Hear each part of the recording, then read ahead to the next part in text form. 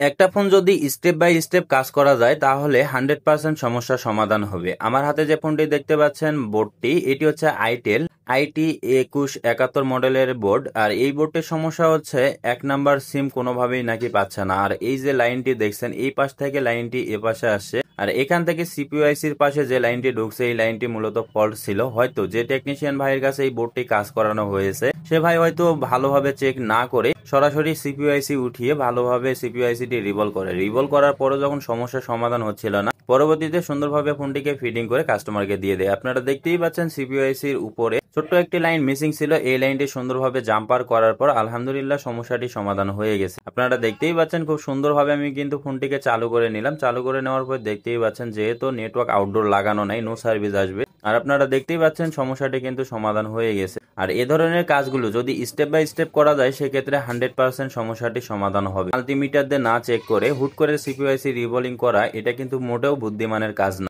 অতএব ভালোভাবে চেক করে নিয়ে যদি সিপিইউ রিভল করা লাগে সেক্ষেত্রে আইসি রিভল করাটাই বেটার। সো ভিডিওটি ভালো লাগলে অবশ্যই শেয়ার করে বন্ধুদের দেখার সুযোগ করে দিবেন। ধন্যবাদ।